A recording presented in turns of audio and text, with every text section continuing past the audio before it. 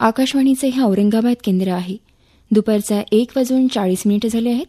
आमची यानंतरची उद्घोषणा लगेचच. श्रोते हो, आता आपण ऐकणार आहात उस्मानाबाद जिल्ह्याचं वार्तापत्र. अतिवृष्टी नुकसानीपोटी 145 कोटी रुपयांची मदत जिल्ह्यातल्या नुकसानग्रस्तांच्या खात्यावर जमा. कोरोना विषाणूच्या दुसऱ्या लाटेच्या शक्यतेनं आरोग्य प्रशासन सज्ज.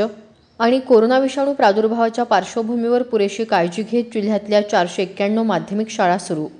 या आणि इतर घडामोडींविषयी आमचे वार्ताहर देविदास पाठक यांनी दिलेली ही माहिती. मागील महिन्यात उस्मानाबाद जिल्ह्यात अतिवृष्टीमुळे नुकसान झालेल्या शेती, शेतीपिकं, जनावरं, मनुष्यहानी या नुकसानीपोटी राज्य सरकारनं पहिला हप्ता म्हणून 145 कोटी रुपये जिल्हा प्रशासनाकडे वर्ग केले होते. या मदत निधीचं वाटप दिवाळीपूर्वी करण्यात आलं असल्याची माहिती जिल्हाधिकारी कौस्तुभ दिवेगावकर यांनी दिली. ऑक्टोबरमध्ये अतिवृष्टीमुळे जिल्ह्यातल्या 2,62,000 हेक्टर शेतीचं नुकसान झालं होतं. त्या नुकसानीपोटी कोरडवाहू पिकांसाठी प्रति हेक्टरी 10,000 तर बागायती पिकांसाठी प्रति हेक्टरी 25,000 रुपये याप्रमाणे 2 हेक्टरच्या मर्यादेत मदत मंजूर करण्यात आली होती. यात मनुष्यहानी झाल्यापोटी 1 कोटी, जनावरे मृत झाल्यापोटी 38 लाख, घरांची पडझड नुकसानीपोटी 1,46,55,000, शेतीच्या नुकसानीपोटी 7 कोटी आणि शेतीपिकांच्या नुकसानीपोटी 133 कोटी रुपये इतकी रक्कम जिल्हा प्रशासनाला प्राप्त झाली होती.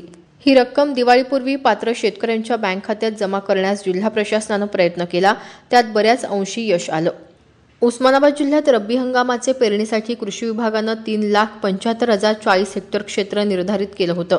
त्यापैकी 3,07,000 हेक्टर क्षेत्रावर म्हणजे 82% क्षेत्रावर पेरण्या पूर्ण झाल्या आहेत.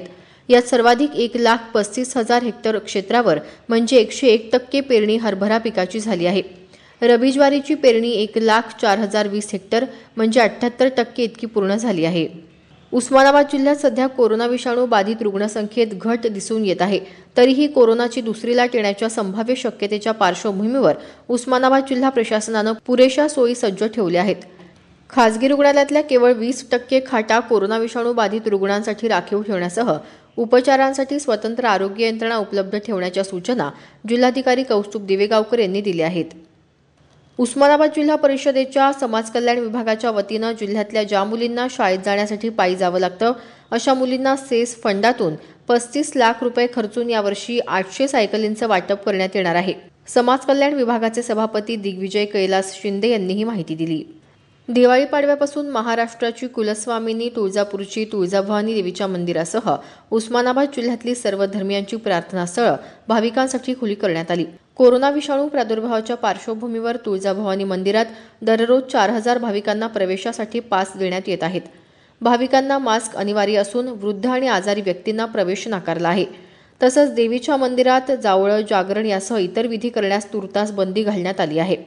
त्यामुळे महाराष्ट्राच्या कानाकोपऱ्यातून आणि शेजारील आंध्र प्रदेश, कर्नाटक, तेलंगणा प्रांतातून भाविकांची मोठी गर्दी होत आहे. लक्ष्मीपूजनानिमित्त उस्मानाबाद इथल्या शंकर प्रतिष्ठानच्या वतीनं लक्ष्मी आली घरा हा उपक्रम राबवण्यात आला.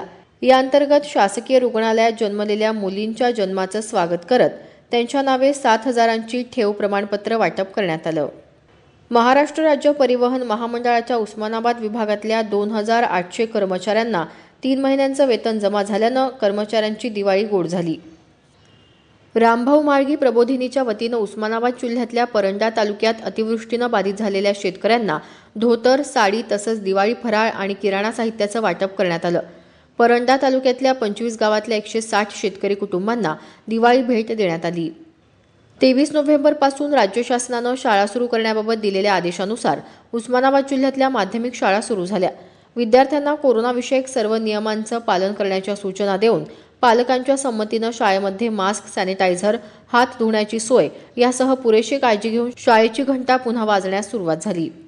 मराठा आरक्षणासंदर्भात राज्य शासन सर्वोच्च न्यायालयात बाजू मांडण्यात अपयशी ठरलं असून मागील वर्षभरात या राज्य सरकारनं केवळ विकास योजनांना स्थगिती आणि चौकशीत अडकवलं आहे, अशी टीका केंद्रीय मंत्री रावसाहेब दानवे यांनी केली आहे. ते उस्मानाबाद इथं पदवीधर निवडणूक प्रचारादरम्यान भाजप कार्यकर्ता मेळाव्यात बोलत होते. आताच आपण उस्मानाबाद जिल्ह्याचं वार्तापत्र ऐकलं. या वार्तापत्राचे लेखक होते देविदास पाठक. जिल्हा वार्तापत्राचा हा कार्यक्रम आकाशवाणी औरंगाबाद केंद्राच्या प्रादेशिक वृत्त विभागानं सादर केला.